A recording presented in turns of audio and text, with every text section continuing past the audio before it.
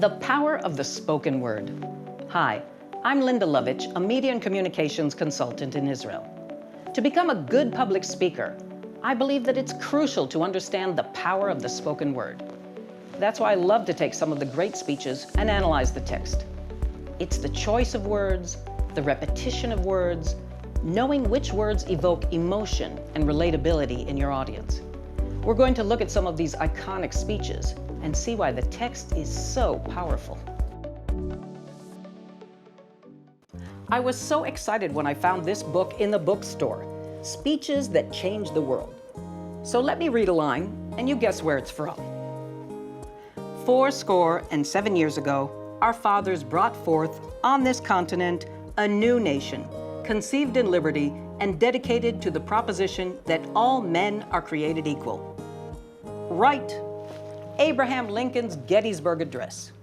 On New Year's Day, 1863, Lincoln, as president, declared the emancipation of all slaves on U.S. territory.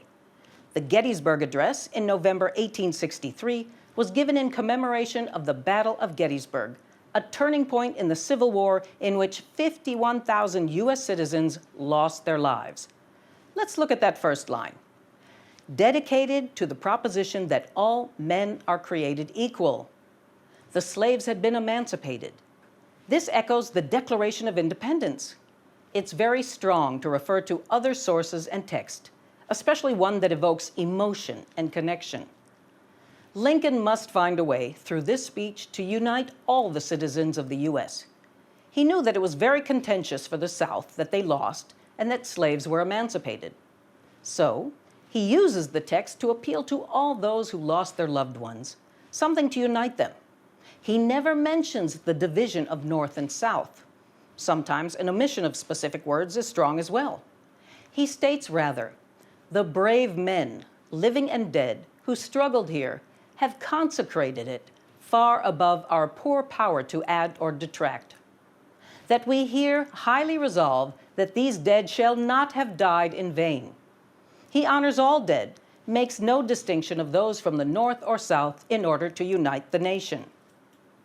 So we see the power of the word here. He uses words that people can relate to, that evoke emotion, and for his purpose, to unite them. And now we're going to switch medium and time period in history. Check this out. Hang on. I'm going to bring the new medium, much heavier than the book. Okay. Let's see if I remember how to turn these on. In 1963, the Reverend Dr. Martin Luther King stood on the steps of the Lincoln Memorial in Washington, D.C. During this volatile time in U.S. history of the civil rights movement. He calls for an end to racial discrimination. His challenge is to appeal to all U.S. citizens and somehow give them hope. Let's look at one of the first sentences. 50 years ago. 50 years. Remember Abraham Lincoln? 77 years ago. This immediately takes us back to Lincoln. A great American in whose symbolic shadow we stand today, signed the Emancipation Proclamation. First of all, it is iconic and important that this speech takes place at the monument honoring Abraham Lincoln. The symbolism of the visual backdrop is powerful for the speech.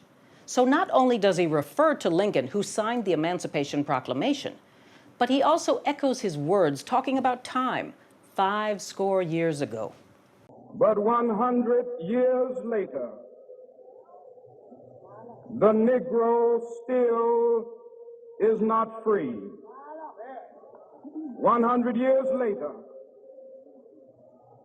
the life of the Negro is still sadly crippled by the manacles of segregation and the chains of discrimination. Again, the reference to Lincoln. Dr. King's words of 100 years. The repetition in this speech is truly breathtaking. 100 years later, 100 years later, it indicates to your audience that this is important. Remember these passages. We will, of course, come back to this with the I have a dream sequence. He continues by asking for unity. Despite the anger, he He urges black people to work together with their fellow white brothers. For many of our white brothers, as evidenced by their presence here today, have come to realize that their destiny is tied up with our destiny.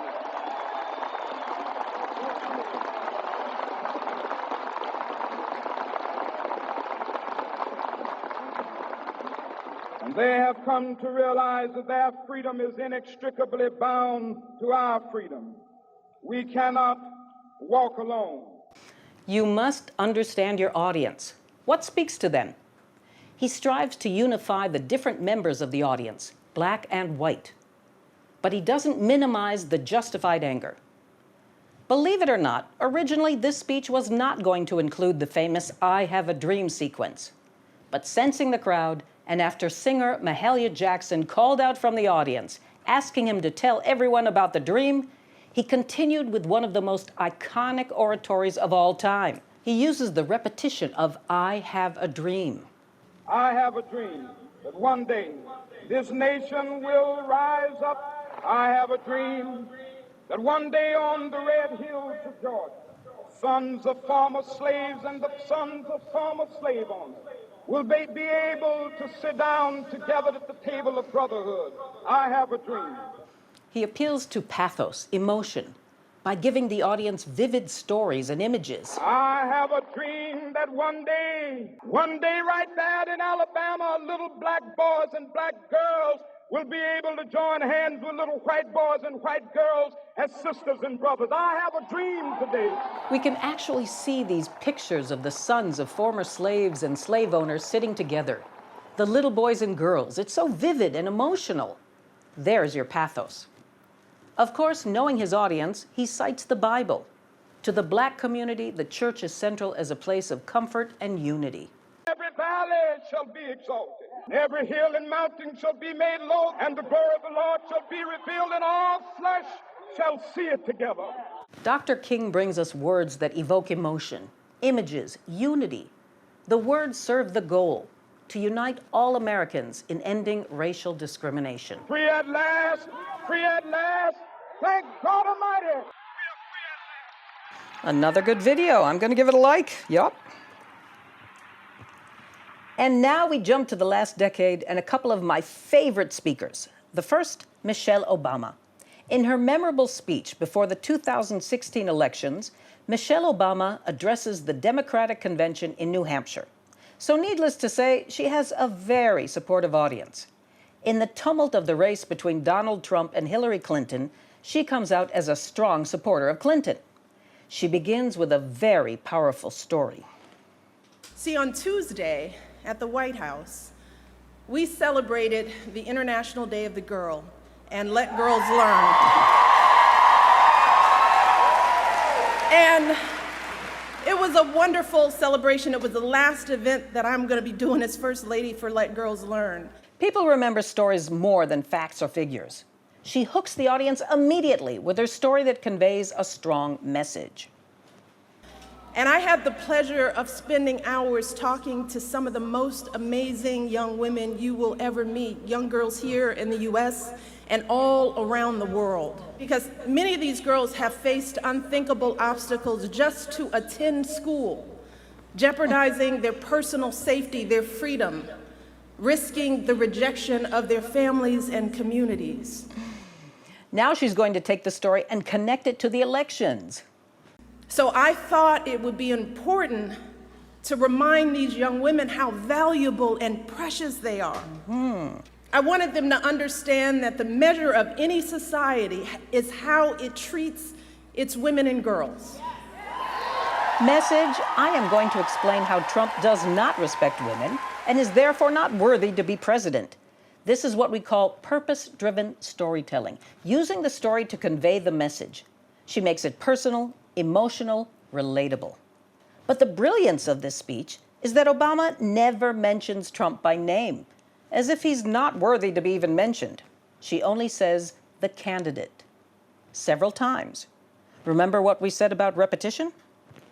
The fact is that in this election, we have a candidate for president of the United States who over the course of his lifetime, in the course of this campaign, has said things about women that are so shocking, so demeaning, that I simply will not repeat anything here today. And last week, we saw this candidate actually bragging about sexually assaulting women. And I can't believe that I'm saying that a candidate for president of the United States has bragged about sexually assaulting women. Both the text and her tone is incredibly intimate, conversational, and emotional. She truly gives us the feeling of a conversation one-on-one. The best speakers give you this feeling. They don't talk at you. You can see that she is affected by what she's saying. This helps her to connect with her audience. She continues to keep it personal and relatable. This gives us the ethos, the credibility of the speaker. Why should I listen to you? Can I relate to you? And the truth is, it hurts. It hurts. It's like that sick, sinking feeling you get when you're walking down the street, minding your own business, and some guy yells out vulgar words about your body. Or when you see that guy at work that stands just a little too close, stares a little too long, and makes you feel uncomfortable in your own skin. She gives us images that all women can relate to. We've all been there with the guys making lewd comments on the street. Even in the writing of this speech, there is something very, very personal. It draws us in and makes us say, yes, I've been there too. Another example of direct and personal text in a speech brings me to the former U.S. Ambassador to the UN, Nikki Haley. In one of her first appearances, she begins with a direct address to the News Corps. Good morning. First of all, as this is the first time I have dealt with this press corps, I just want to say that I hope that we can have a lot more conversations and continue to do these types of things. But I'll ask that I will respect you if you'll respect me. So as we develop this relationship, we'll see how it goes. Interesting. Setting the ground rules, direct. Notice that she finds her unique voice in how she wrote it. Even if you write a speech, it must sound as if you are just talking with people, not at them or reading something formal. The Security Council is supposed to discuss how to maintain international peace and security.